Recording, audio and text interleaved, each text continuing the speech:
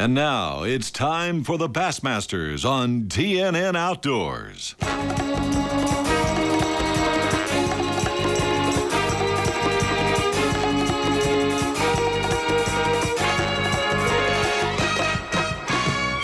Today on the Bassmasters, we're heading north. The Thousand Islands on the mighty St. Lawrence River in upstate New York.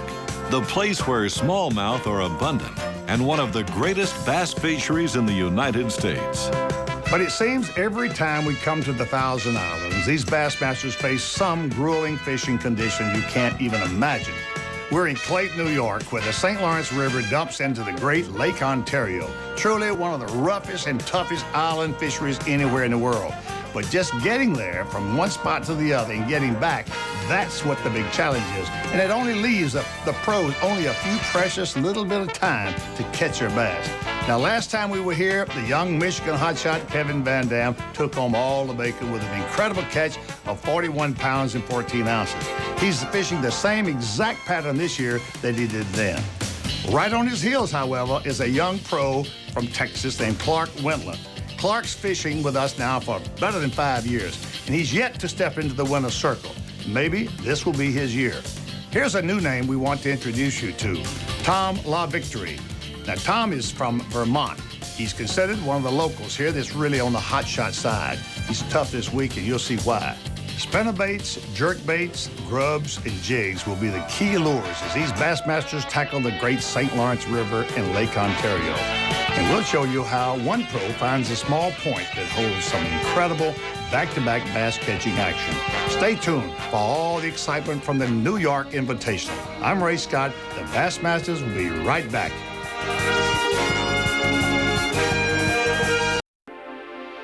Pre-dawn, a crisp, foggy morning in upstate New York.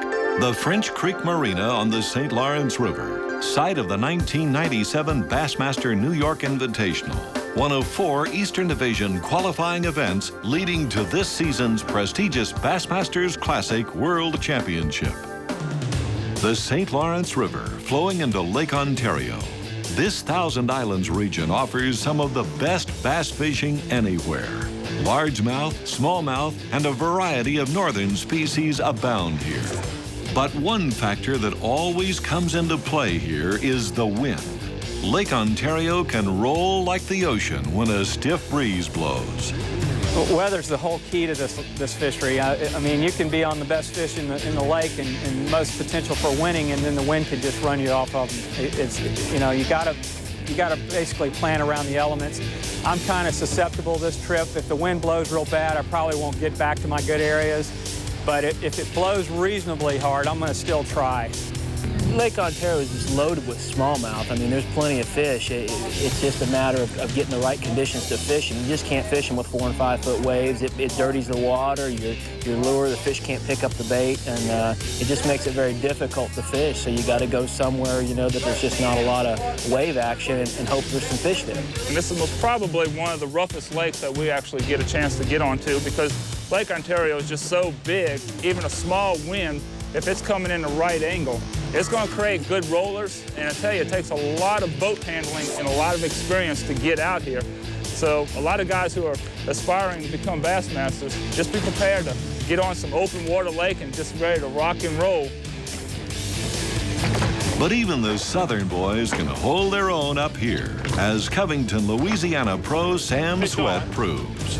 Well, right now, water temperature is about 67 degrees surface temperature. And what's happening, everything's cooling down from the summer, and all the fish that are going into deeper water haunts are now starting to move up to the shallow, follow the bait fish up. So really, you got to cover a lot of water. At least I've found I haven't really caught a massive amount of fish in one area because as the bait fish get scattered out, so will the bass. That's going to be their main forage this time of the year. At least the ones I've been seeing, that's what they've been eating on the shad. So I feel like if you cover a lot of water and really fish more structured, in other words, I like to look for areas where the deep water comes up closer to the bank and comes up onto like a little shelf. And the largemouth bass that I've been catching have been hanging right on that shelf, and quite a few smallmouth also. But the thing is just to be patient and be calm, and then just, like I said, cover a lot of water, keep moving. Once you find that key element where you catch a fish, generally you can catch 1 or 2 fish. And that's not to say that they'll be here tomorrow, bait fish are going to move with the wind. That wind changes, the bait fish are going to move. And plus, this is a clear water lake. Water temperatures can drop dramatically with the advent of a cold front or a lot of different weather changes. We had major weather changes here, not in temperature-wise, but we've had wind changes just about every day, so that's going to keep these fish moving. Okay. And then, so one thing I am looking for, though, I like to look for grass. But since there's so much grass here, what I'm trying to key in on is ambush spots. And what I mean by that, generally the ambush spots are the holes in the grass up here.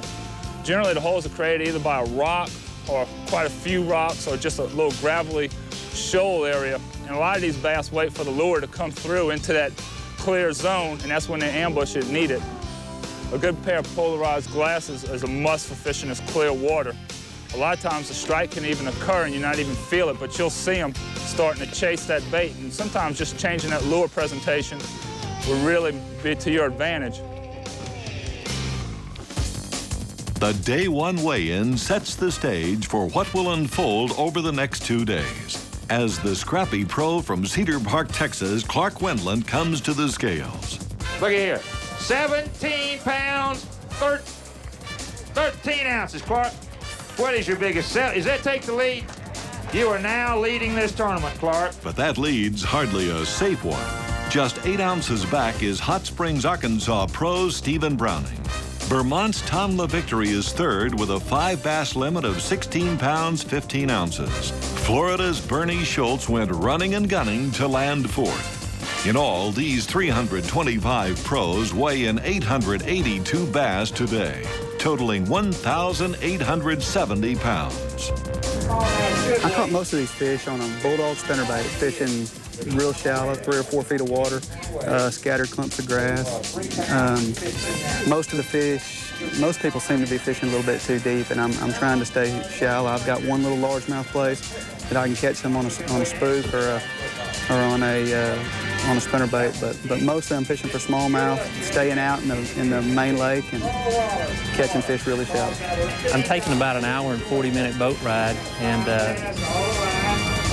I'm really confused. I don't know if I'm gonna be able to make it back tomorrow night. I broke my trolling motor, and it's a rough ride. It really is. But the fish are good. Not getting a lot of bites. Catching the fish on a black and blue pig and jig. And I feel like if I can get back there tomorrow, I can catch probably that quality of fish again. Second round action from the Bassmaster New York Invitational on the St. Lawrence River is coming up next. Eastern Division New York Invitational on the St. Lawrence River in Lake Ontario. And today, the winds blow. Tournament leader Clark Wendlandt is running nearly 2 hours in 7-foot seas to his shallow water bar on Lake Ontario. This is the same pattern he fished here 2 years ago. My main pattern is fishing a bulldog spinnerbait in 3 to 8 feet of water, scattered grass and scattered rock. I'm fishing it very fast. I've got the blades on it are number 4 wheel leaf blades, so I can reel it real fast, and I'm reeling as fast as I can and throwing as far as I can. I'll get a lot of the fish will get a long way from the boat, and it'll take a long time to get them in, but basically I'm just making long casts and reeling as fast as I can. Meanwhile, back in the safer confines of the St. Lawrence River, Vermont's Tom LaVictory, in 3rd place, has been blown off yesterday's flipping pattern. Today, he's chunking a spinnerbait against wind-blown rocky banks. Yeah, it'll measure anyways. Not a great big fish, but... In 4th place is Florida's Bernie Schultz. The high winds today have him pinned in from his run-and-gun tactic of yesterday.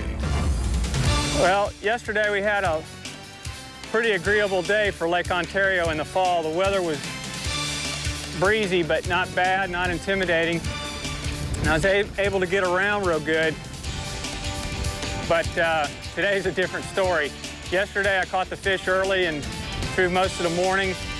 I gambled a little bit in the afternoon. Once I got a good stringer, I ran some spots trying to get a real big bite. And it paid off. I got one big largemouth in an area and another pretty good one. But today, I don't know how the wind's going to do later in the day. Right now, it's blowing real good, and it's going to prevent me from getting to some areas I wanted to fish today. throwing a Hildebrand spinnerbait right now. It's just trying to take advantage of this cloud cover right now, maybe get them going. It seems like a jerkbait works better when it's sunny.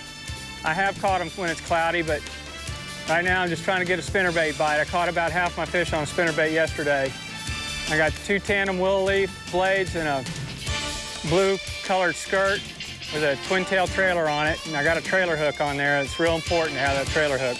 And now back to Tom LaVictory. I catch one in here.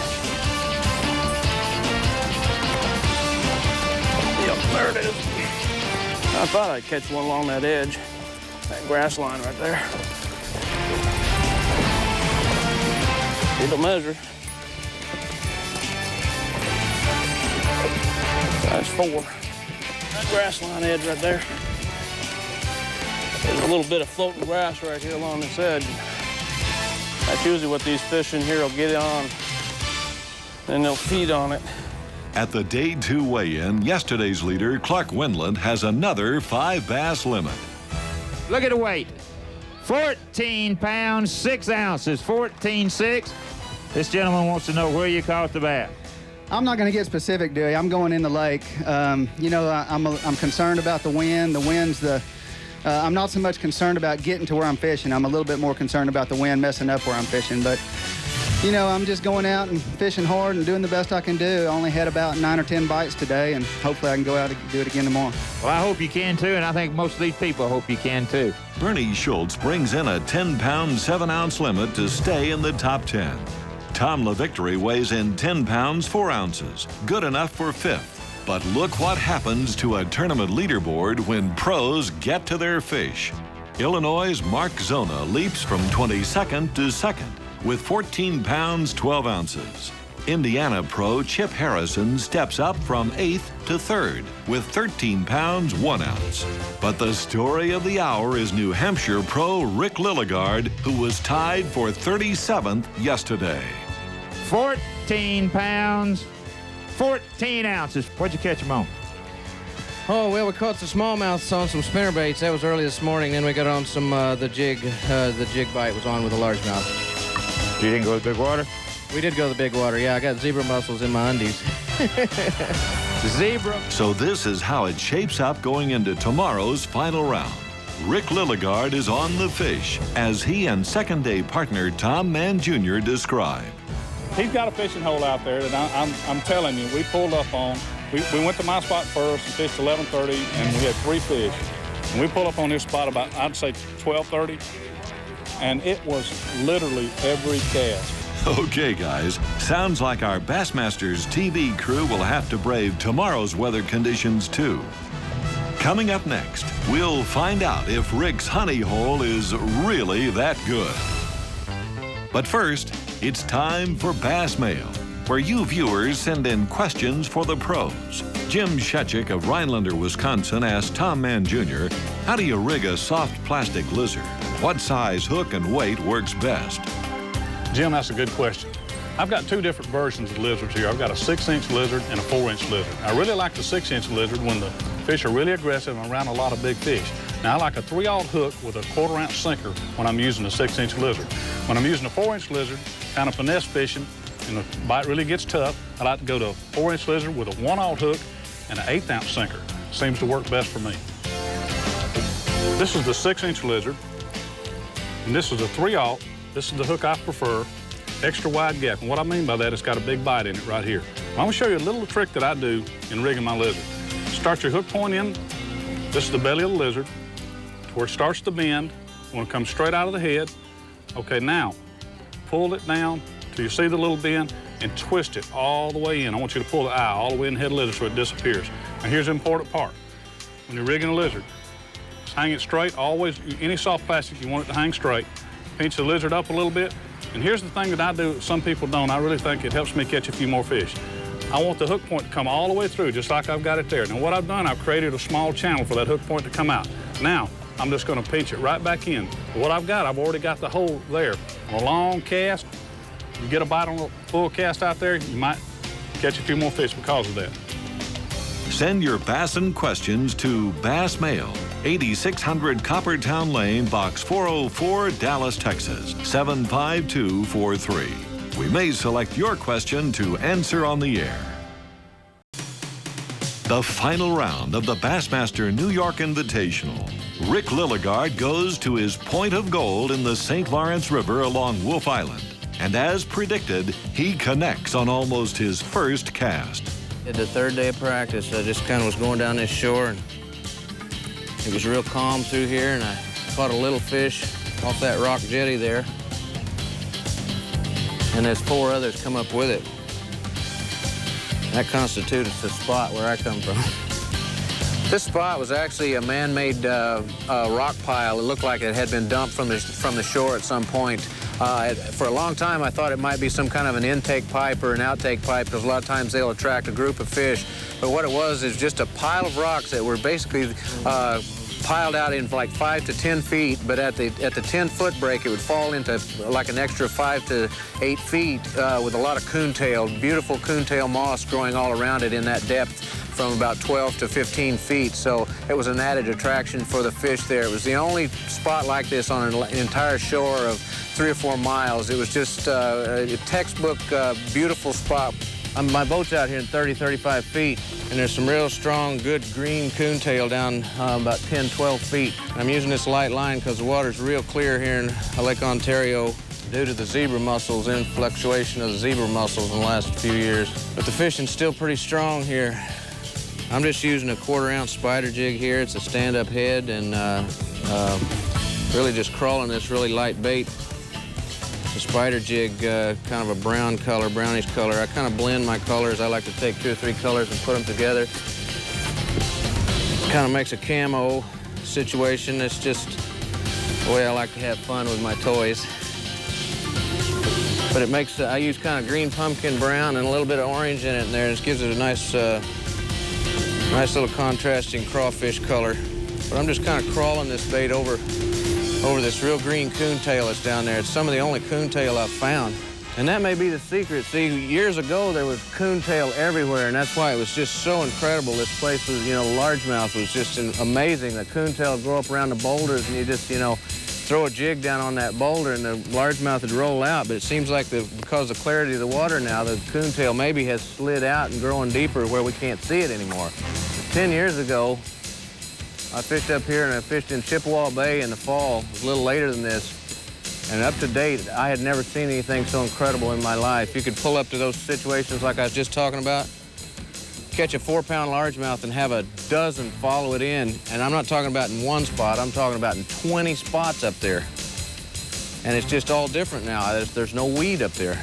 You know, I've had a couple of really, really incredible spots on the Potomac that I've fished for the past 3 years, and you know, I really never know how to count on that because of the tide and the winds and the situation of, you know, maybe that it gets all muddy and you've got current and everything to deal with there. But I pretty much knew the way this spot had treated me the last 2 days that I was going to come out here and catch him right away. To start, the first day I didn't realize what a jackpot I had there. I mean, I knew I was going to come in there and catch a fish, and we just hammered it. And then, you know, the light goes on, it says yes, you know, kind of loud, you know, but then the second day it's kind of screaming at you, you know, get over there, you're stupid if you don't. And, you know, I was fortunate to draw my friend today, too. I want to thank Bill Corbin for, you know, allowing me to do what I did over there. It's, I've been in his situation with Larry Lamont down at Hartwell last year, and, you know, you want to fish real bad, but, you know, you very seldom get yourself in a situation where you can win one of these, so it's really, really an incredible honor to him that he allowed me to do that over there. He's going to get his fish before the day's over, too. Now, this is the coontail that's down there growing about 10, 12 feet, and that's kind of the key to that area over there. It's a mixture of some of that boulder-sized rock or basketball-sized rock coming down off that, and it drops off into 35 feet. But that's the key right there. Anytime you can find a grass that's green, there's probably going to be some fish around it. That is beautiful stuff right there. If I had some salad dressing. Well, Rick, no doubt that would be Thousand Island dressing. Rick Lilligard with that spectacular final round performance of 17 pounds, 11 ounces, captures his second Bassmaster Tournament Trail win. He found and recognized a pot of gold at the end of a rocky point. Clark Wendland falls 1 bass shy of a limit this last day and ends up a disappointing second again. George Cochran, Mark Zona, and Jay Yellis round out the top 5.